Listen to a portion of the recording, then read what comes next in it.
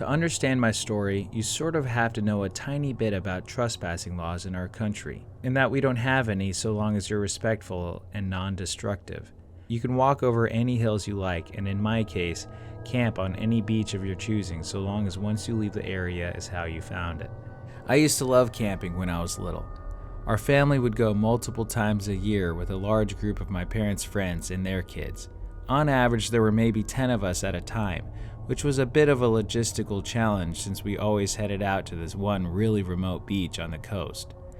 Actually, we weren't the only ones. There were always yachts bobbing just off the shore with people in them and other campers lining up and down the beach. Most of them also had children or teenagers. So it wasn't a wild party scene. It was very much an informal family holiday spot. There was even a small building with toilets and showers installed nearby, even though this was the middle of nowhere. I guess the local council must have figured it out and got sick of people peeing behind bushes. We took a trip up in spring 2011. I'm really bad with time, but I know this because I got my dog in winter 2010 after picking her out in November from the shelter as a birthday gift from me, as I paid her adoption fee. Reddit, you know I love dogs, and she will be very important to the story later on, so let me tell you a little bit about Parmesan. Parmesan came to me as a 6-month-old puppy who had been rescued from a dogfighting situation. We're not entirely sure what breed she is exactly, but my best guess is she's a lurcher/staffy mix. She is a wonderfully well-tempered dog with people and most dogs, but you absolutely do not threaten her. She'll have you. So by the time of this camping trip, I'd had Parmesan for a few months. She'd never come camping with us before, but far as my family are concerned, dogs go on camping trips. So when we all piled into the car, she came too. Usually though, none of the family friends could make it, so it was only me, my sister, my dad, and my mom. I didn't mind. I wasn't that attached to the other kids. I'd rather play with my dog, and I'd still have my sister. The drive took the best part of 6 hours, and because we left a little bit later, although I don't remember why we left later than normal, we arrived at sunset. Not a good time to be building a tent, but we'd expected to arrive to other campers already set up and the beach illuminated in campfires. This beach was empty.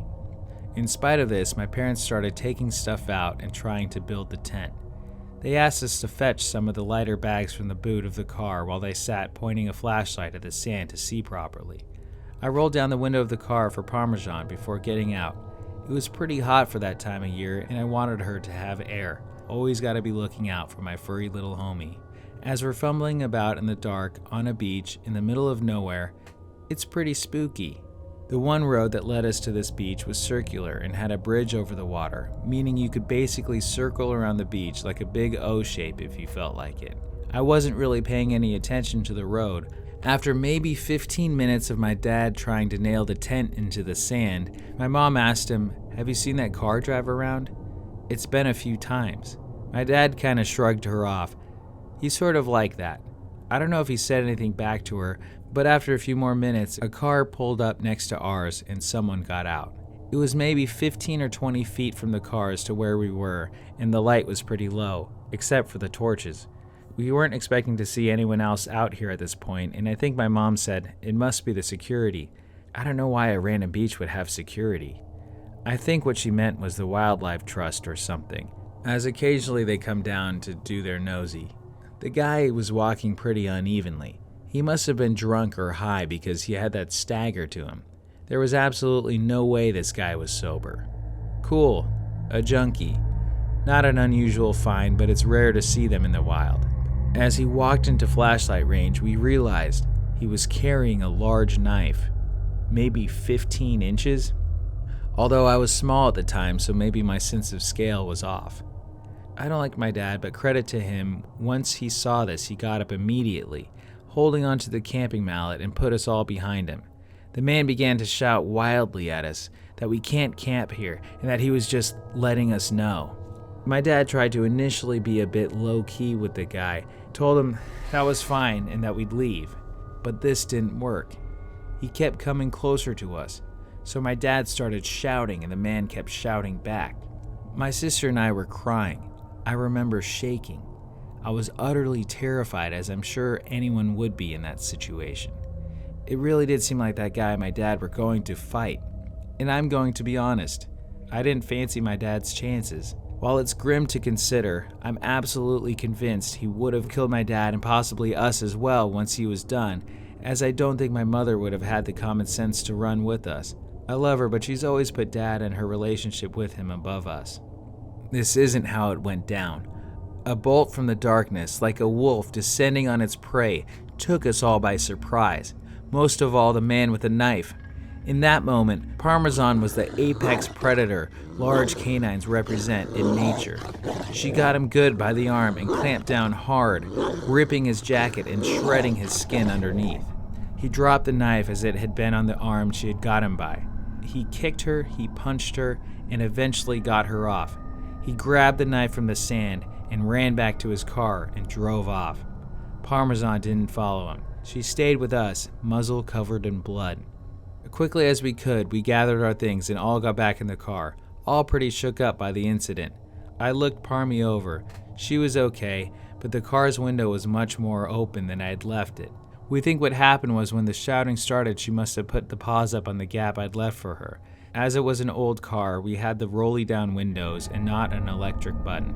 We think she must have been able to hit it with her paws to force it down enough to squeeze out.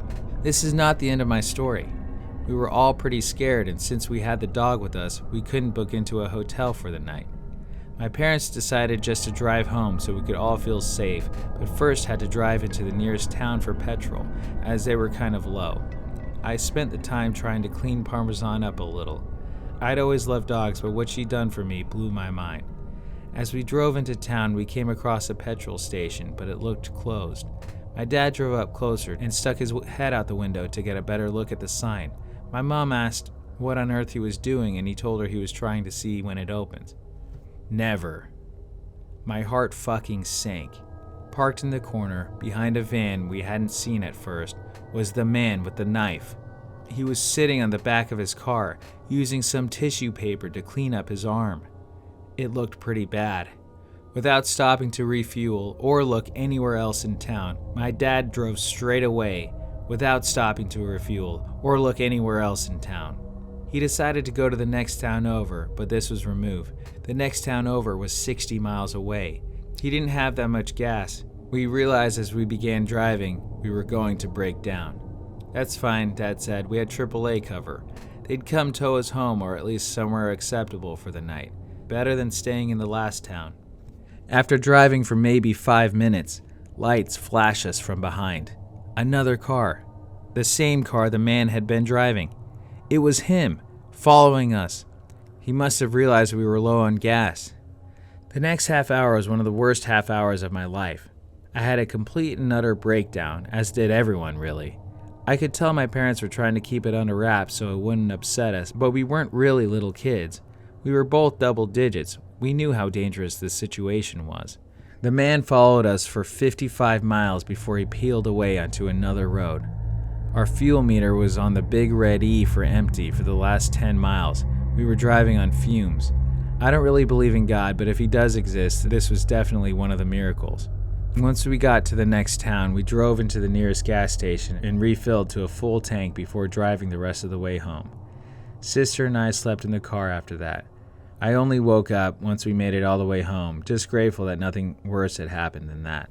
After getting some sleep, my mom phoned the non-emergency line for the police and reported what had happened.